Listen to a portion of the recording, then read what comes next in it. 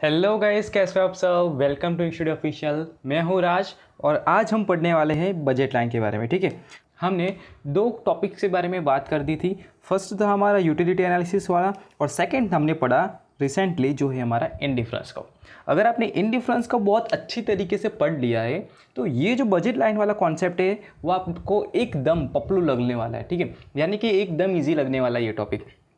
ठीक है, ये टॉपिक में क्या क्या पढ़ने वाले हम देख लेते हैं। तो हम देखेंगे पहले इंट्रोडक्शन, फिर बजट लाइन क्या होता है उसके बारे में एक्सप्लेनेशन देखेंगे, फिर प्राइस में चेंजेस आते हैं तो बजट लाइन में क्या चेंजेस आते हैं वो देखेंगे और आखिरी में एक कंक्लूजन देखेंगे। ठीक है, आज के लेक्चर में ये जो दो टॉपिक्स आपको दिख रहे हैं वो हम कंप्लीट करेंगे और आपका जो बजट लाइन का कॉन्सेप्ट है वो ऑलमोस्ट ख़त्म कर देंगे, यानी कि ऑलमोस्ट क्लियर कर देंगे। ठीक है, तो इंट्रोडक्शन की बात करते हैं।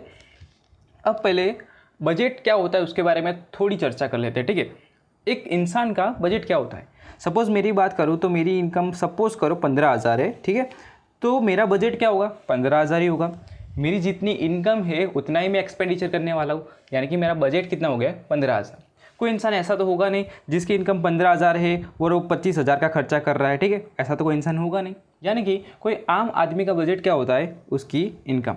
ठीक है, ये बजट वाला थोड़ा बहुत क्लियर हो गया आपका।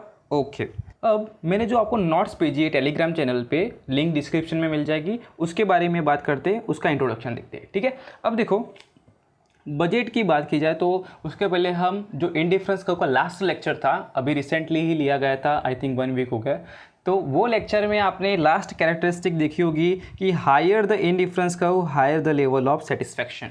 ये वाली कैरेक्टरिस्टिक एकदम इजी थे और आपको अच्छे से समझ में भी आ गई होगी। तो यही कैरेक्टरिस्टिक लेते हैं। ठीक है, सपोज करो ये मेरा इंडिफरेंस मैप है। ठीक है, यहाँ पे गुड एक्स या वाई, यहाँ पे एक्स ले लेता हूँ। ठीक है, और ये कुछ इस तरीके से सारी की सारी इंडिफरेंस कर्व है। ठीक है, अब as I am a rational consumer, ठीक है, तो मैं कौन सा यहाँ पे कॉम्बिनेशन चूज़ करूँगा, ये वाला।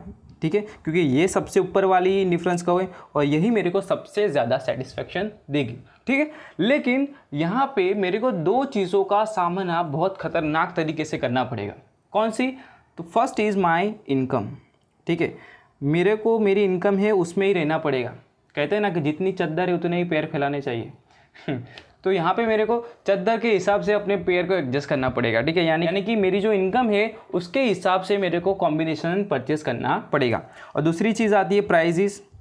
ठीक है, तो प्राइजेस भी मेरे को पे करनी है। सपोज़ मेरे को ये कॉम्बिनेशन लेना है, यानी कि इतना वाई लेना है मेरे को, और यहाँ पे मैं लाता हूँ तो ये इतना एक्स होता है, तो इतना एक्स और इतना वाई परचेस करने के लिए मेरे को उसके पैसे पे करने पड़ेंगे।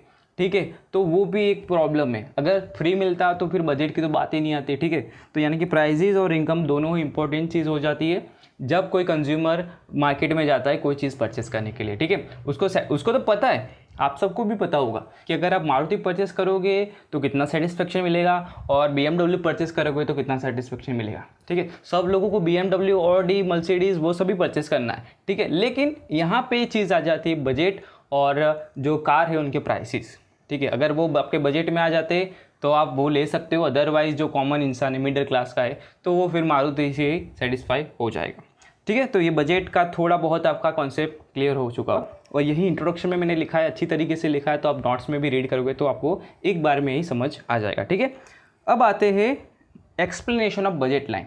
ठीक है, यहाँ पे बजट के बारे में हमने देखा, अब देखेंगे हम बजट लाइन के बारे में। ठीक है, इसके लिए मैंने बहुत ही सिंपल बढ़िया सा एग्जांपल लिया है जो आपके दिमाग के तार को एकदम हल्का फुल्का कर देगा। ठीक है, आपको लगेगा कि ये तो क्या क्वेश्चन आता है, ऐसा क्वेश्चन होता है, हमने तो 12वीं में बहुत अच्छे अच्छे क्वेश्चन देख लिए, तो ये कैसा क्वेश्चन है। ठीक है, तो आपको ऐसा ही फील होने वाला है। तो इसके लिए आपको क्या करना है, सिर्फ देखना है, शांति से समझना है, जो मैं बोल रहा हूँ उसको दिमाग में विजुअलाइज करना है। अब देखो, हमने अभी तक जितने भी लेक्चर्स देखे हैं यहाँ पे हमने सिर्फ दो ही चीज़ों की बात की है कि मार्केट में दो ही चीज़ें, फर्स्ट आती है एक्स एंड सेकंड आती है वाई। ठीक है, ये क्यों लेते हैं, क्योंकि हमको मार्केट को समझने में थोड़ी बहुत आसानी हो जाए। ठीक है, अब बहुत सारी चीज़ों को हम यहाँ पे ला देंगे तो फिर समझना थोड़ा मुश्किल हो जाएगा। ठीक है, इसलिए हम दो ही चीज़ लेते हैं। तो ऐसा ही करते हैं, हम लेते हैं एक्स और वाई। अब एक्स की प्राइस हम ले लेते हैं कितनी, 10 रुपये। एक यूनिट आपको लेना है तो 10 रुपये पे करने पड़ेगा। ठीक है, वाई की प्राइस ले लेते हैं 5 रुपये, यानी कि 5 रुपये में एक यूनिट मिलता है। आपकी इनकम की बात की जाए, इनकम, ठीक है, इनकम की बात की जाए तो मैं ले लेता हूँ यहाँ पे 50 रुपये। ठीक, ये सिर्फ एक अजम्पशन है। ठीक है, एक इसको सपोज करके हम लेते हैं। ठीक है, ओके, अब अब सपोज़ करो आपकी जो पूरी इनकम है 50 रुपये, वो अगर आप एक्स चीज़ पे लगा देते हो, यानी कि आप एक्स ही परचेज करते हो, वाई को तो परचेस ही नहीं करते, ठीक है, सारे का सारा आप पैसा एक्स चीज़ पे डाल देते हो, तो आप कितने एक्स परचेस कर पाओगे? देखो एक की प्राइस है 10 रुपये और आपके पास पड़े टोटल 50 रुपये, तो आप कितने खरीद पाओगे? तो 5 यूनिट ऑफ एक्स खरीद पाओगे, ठीक है। तो यहाँ पे 5 यूनिट आपको याद रखना है, ठीक है। अब अगर आप एग्जैक्ट उल्टा केस करते हो, यानी कि 50 रुपये जो है पूरे पूरे आप वाई चीज़ पे लगा देते हो, तो कितने वाई परचेस कर पाओगे? एक की प्राइस है 5 रुपये और आपके पास पड़े 50 रुपये, तो कितने परचेस कर पाओगे आप? 10, यानी कि आप 10 यूनिट अगर पूरे के पूरे आप पैसे लगा देते हो तो 10 यूनिट ऑफ वाई आप परचेस कर पाओगे। इतना क्लियर हो गया? अब इसको एग्जैक्ट हम फिगर में पुट करते हैं, ठीक है, इसको ग्राफिटिकल रिप्रेजेंट करते हैं। अब देखो हमने बात की थी क्या कि एक्स हम कितना परचेस कर पाएंगे? 5 यूनिट्स, और जबकि वाई कितना परचेस कर पाएंगे? 10 यूनिट, ठीक है, ये बात की थी, ये दिमाग में रखना है। अब यहाँ पे सपोज़ करो एक्स ही ले रहे हो आप, तो आप कितने परचेस कर पाओगे? 5 यूनिट।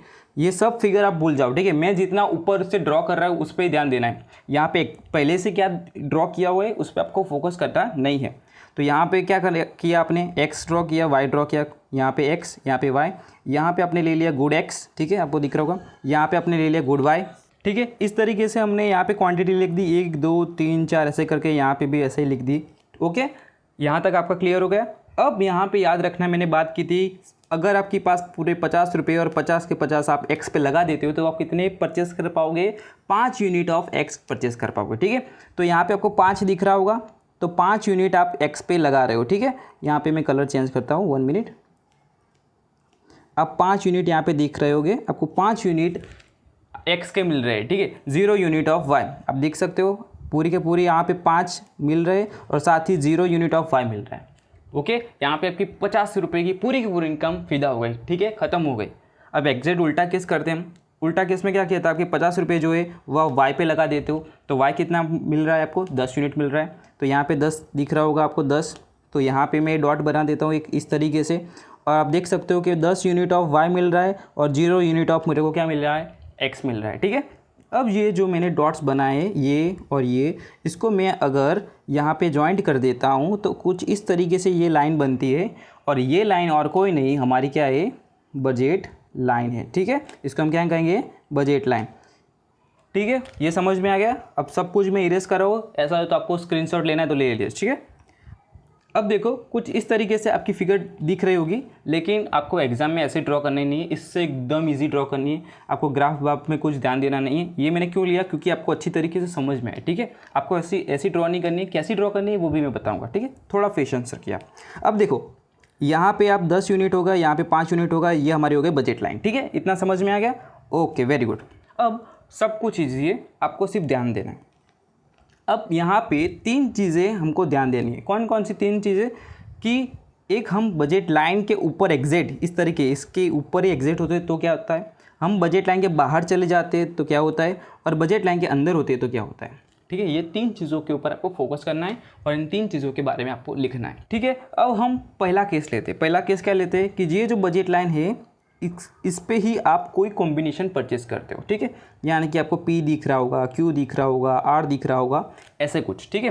तो ये जो बजट लाइन है ये क्या बताती है कि अगर आप इस पे एग्जैक्ट ऊपर यहाँ पे आपको दिख रहा होगा P, Q और R जैसे कॉम्बिनेशन आप लेते हो, यानी कि बजट लाइन पे ही आप कोई कॉम्बिनेशन लेते हो, तो आपके 50 रुपये जो है यानी कि पूरी की पूरी इनकम जो है वो ख़त्म हो जाती है, ठीक है। यानी कि आप पूरी की पूरी इनकम कंज्यूम कर देते हो। सपोज़ आपको दिखाता हूँ मैं, आप देख सकते हो यहाँ से 1 मिनट में जूम कर देता हूँ थोड़ा। ओके, आप देखिए, सपोज़ मैंने यहाँ पे लिया P कॉम्बिनेशन लिया, तो आपको Y कितने दिख रहे हैं? 8 दिख रहे हैं, यानी कि आप 8 Y लेते हो और उसकी प्राइस क्या है? 5, तो पैसे कितने हो जाएंगे? 40। और इसके एग्जैक्ट नीचे आप आते हो तो आपको कितना मिल रहा है? 1 मिल रहा है, और एक क्या है? हमारा X है, और X की प्राइस क्या थी? 10, यानी कि 10 रुपये आप लगा रहे हो। 40 + 10 50। देख लिया आपने पूरी की पूरी क्या कर दी? P कॉम्बिनेशन आप लेते हो तो पूरी की पूरी इनकम आपने कंज्यूम कर दी। वैसे आप Q कॉम्बिनेशन भी ले सकते हो। यहाँ पे 6 ले रहे हो आप क्या? Y, तो Y की प्राइस है 5, तो 30 रुपीज़ ये हो गए, और एग्जैक्ट नीचे आते हो आपको मिल रहे 2 × 10 = 20, और 30 और 20 हो गए 50।